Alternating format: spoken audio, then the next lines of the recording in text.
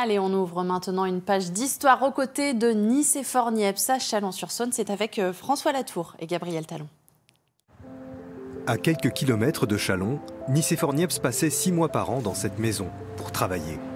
Un ingénieur opiniâtre qui va faire plusieurs découvertes. Mais surtout, il va inventer le premier procédé photographique. C'est une pièce qui est symbolique parce qu'on montre déjà le moteur à essence de Niepce, qui est aussi une invention qui est assez méconnue. Et derrière moi, il y a des bouteilles de chimie. On est dans l'endroit où la photo est née, on est dans un décor de l'époque.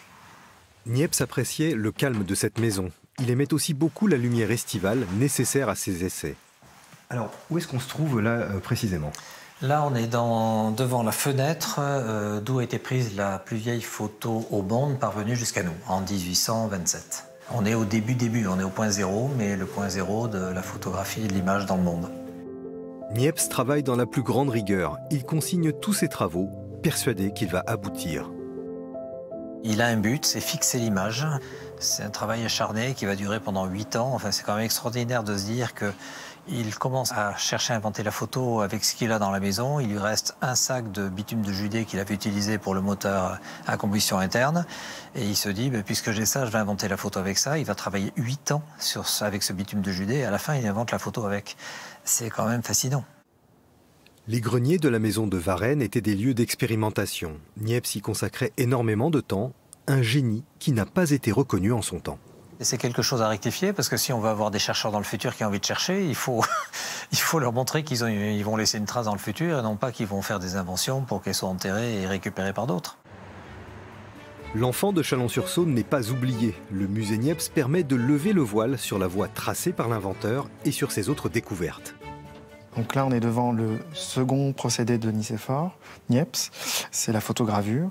Donc il y a en premier lieu une estampe existante qui va rendre transparente en utilisant un vernis, une plaque de métal qui va rendre sensible à la lumière avec du bitume de Judée. Là où la lumière passe, la plaque réagit, là où la lumière passe pas, la plaque ne réagit pas.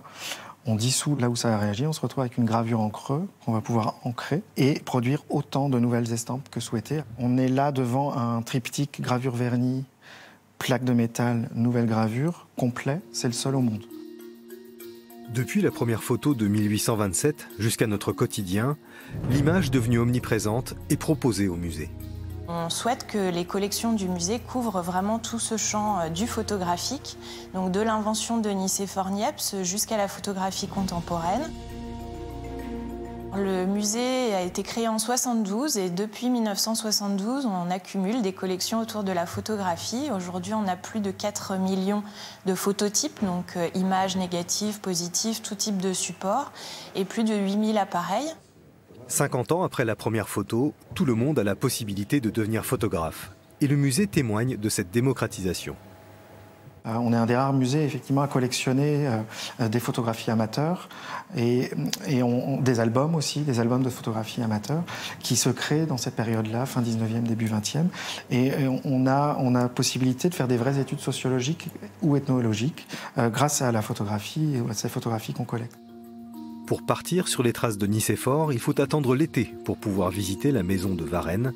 Sinon, le musée Niepce est ouvert toute l'année pour découvrir l'héritage laissé par l'ingénieur chalonnais.